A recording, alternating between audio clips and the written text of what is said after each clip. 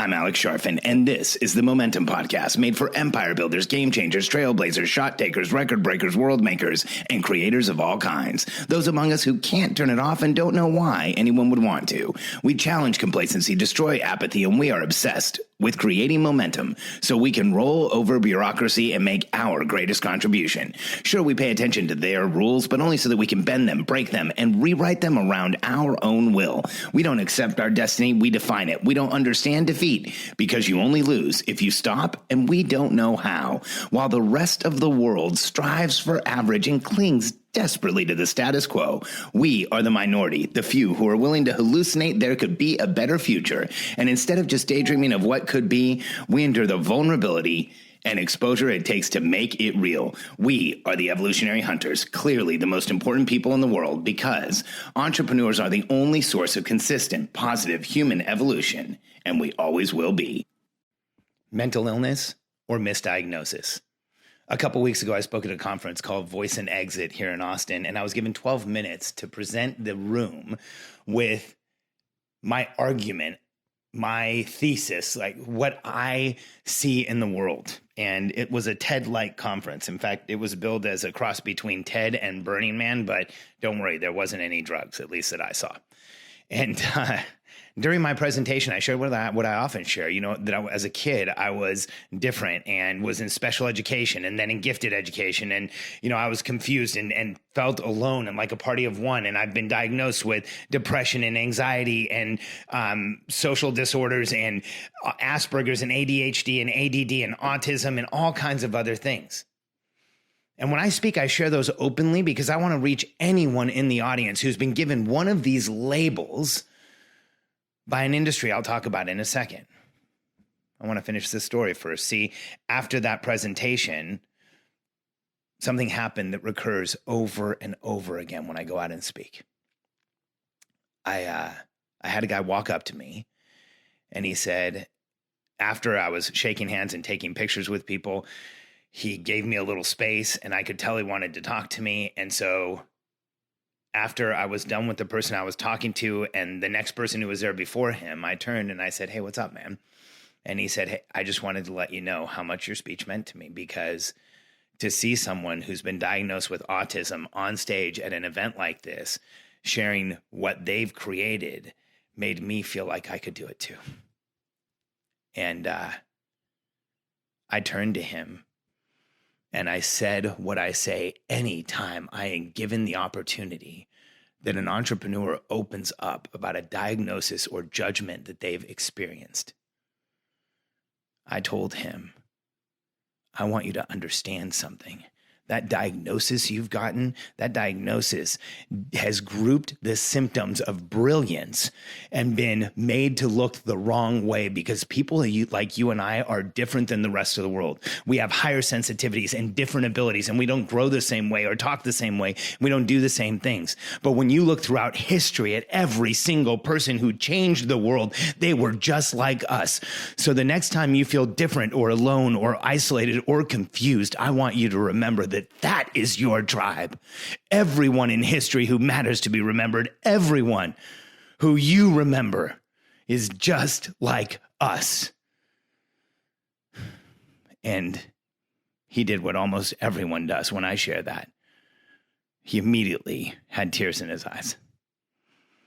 Because for so many of us, it's the first time that anyone has ever acknowledged that everything everyone's ever said is wrong with you is exactly what's right with you, and what is your brilliance and what creates who you are.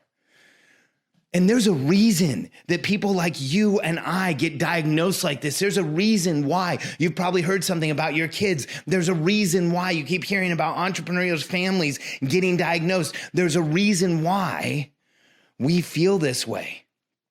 Because what happens is, for people like us, we are highly sensitive, highly reactive evolutionary hunters. The millennia before us have fine-tuned us to be insanely different human beings. Every one of us is unique. We have sensitivities and reactivities to different things. And when we are in a situation where there is high pressure and noise, we either fight or flight because we have been programmed to do exactly that. And when we get into that place, that when the noise gets high enough, when we don't have what we need, when we can't get help, when we allow the pressure to go too high, that is when we look broken. Because when we're in full constraint, physiologically, almost immediately, we are exhausted. We're fatigued. When you can't get what you want, when you can't move forward, when you are held in place, you tell me what it feels like. When the world starts closing in around you, first, your body fatigues almost immediately. Then cognitively, you fatigue. You have a hard time making decisions. Then chemically, you fall apart. We feel the chemical anxiety, depression, frustration, anger, whatever it is for you. There's a reason our tribes survive is because every hunter wasn't the same. Look at the world, and everything in it that we experience today was created by one of us. But look at the difference in what the outcomes were. See, we're that small part of humanity that is hardwired not to be like anyone else, that is created to be unique, different, and a party of one. An asynchronous learner with asynchronous development, meaning that you learn different things at different times. Einstein failed algebra twice and went on to become one of the greatest mathematicians in the history of the world. It doesn't matter what they've said about you. And when it comes to those diagnoses, we can say a lot about them. This DSM-5, the book from the American Psychiatric Association, who I will not hold back my level of distrust and disdain for this organization, that every 12 years or so publishes another book about everything that is broken with human beings.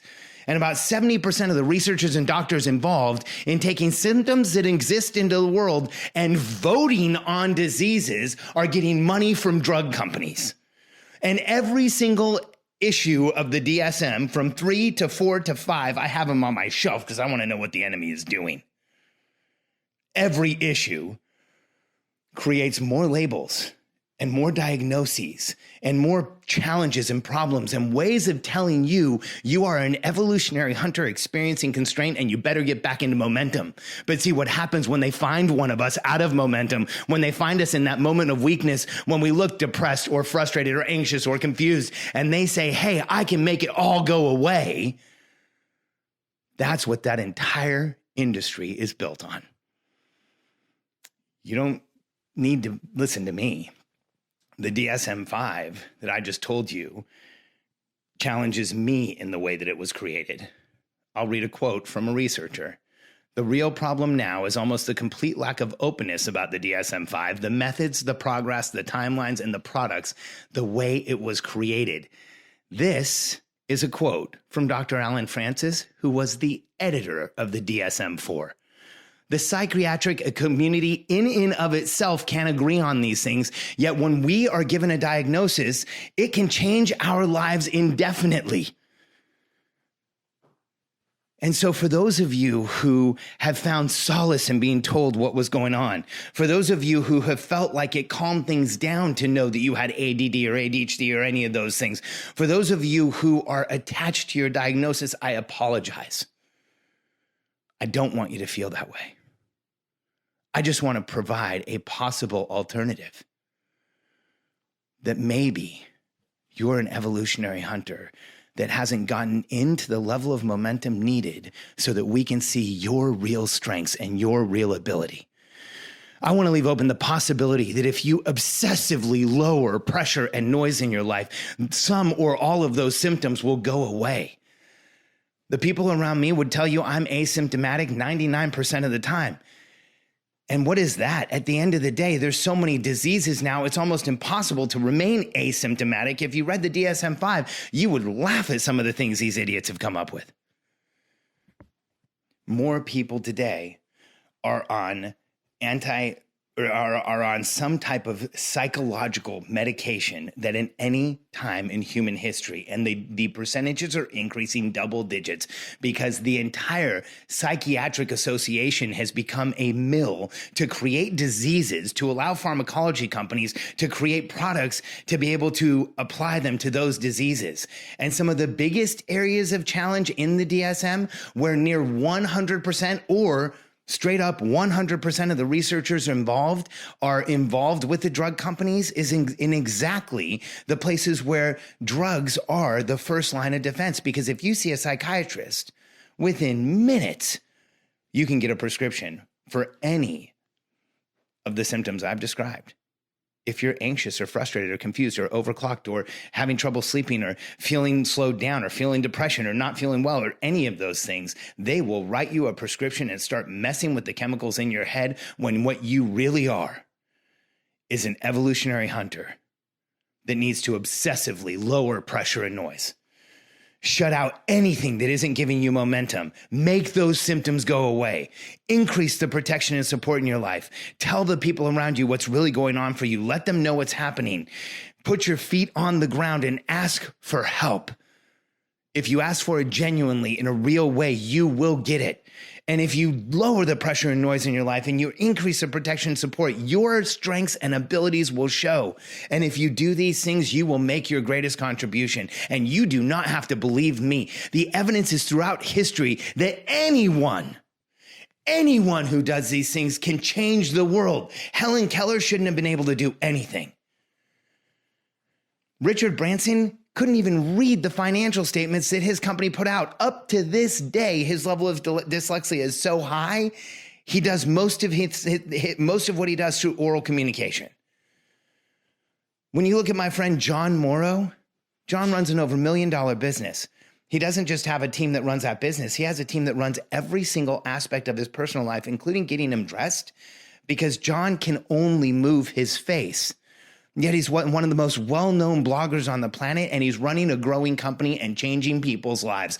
So it doesn't matter what disorder or diagnosis you have, especially the big ones, the ADD and autistic and Asperger's and ADHD and bipolar and chronic depression and all of those. Because here's what I can tell you about working with the most successful people in the world. Screw the DSM.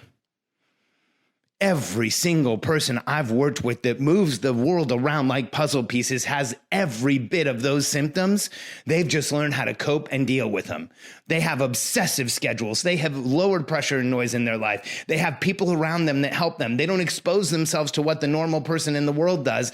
And their strengths and abilities have gone through the roof, and they lean into where they feel momentum. And that's why they're doing what they're doing. And you can too. So it doesn't matter what anyone's told you about who you are and what you're capable of and what your limitations are, because here's the reality about the world. We only evaluate people for deficit. The DSM-5 is over 1,000 pages. It pales in comparison to Strength Finders, which is arguably the most well-known book on human strengths that is about 1/20th its size. See, in the world today, we have a deficit-based evaluation system where we only look for what's wrong with you. We never make the assumption that on the other side of that coin could be a strength that the world has never seen. But the fact is, history has proved it. So it doesn't matter what they've said. And it doesn't matter how it's felt, and it doesn't matter where your limitations have been. I want to present to you that there's an entirely different reality where they don't exist. And if you're willing to lean into your strengths and follow the contribution equation, obsessively lower pressure and noise, increase protection and support, allow the strengths and abilities you have always known you have to show, and you will make your greatest contribution. Because here's why I know that guy teared up when I told him how I saw him. It's not only for the first time that he had the recognition of feeling like there might be something different about who he is, like he's not broken, like he's not alone, like he's not the only one. But I know that for him and for you, that message is not just one of recognition, but it's one of confirmation, because you have always known that in the back of your mind, that voice you share with no one has whispered to you that you are meant for more. You will be more. You will do more. You will create more. And you will make things better and change the world and leave your dent in the universe. So don't let anyone ever tell you different. And if anyone wants to put a label on you that says you can't, I want you to understand something. There is one label you need to know. Entrepreneurial personality type. Throughout history, the most important people on the planet, because entrepreneurs are the only source of consistent, positive human evolution, and we always will be. And when you lower pressure and noise, it makes you able to help another entrepreneur with protection and support. The contribution equation works. When you allow people to help you, they have bigger outcomes in their life, and you and I all go forward faster together. So this week, take a minute and encourage an entrepreneur.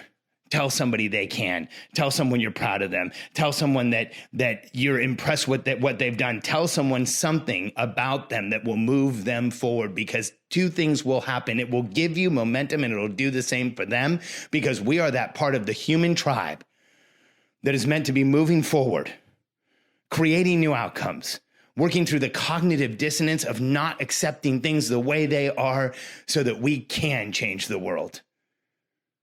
And that is who you are.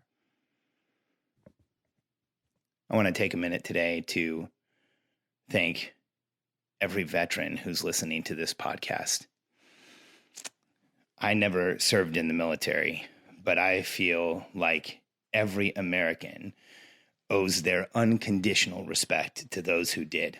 And today on Memorial Day, I want to share with you my gratitude and my thanks for your service, because you made a commitment that I didn't and wouldn't have made. But without that commitment, we wouldn't have the privileges that we have. And I want to honor and respect you. And to everyone who's honorably served, thank you.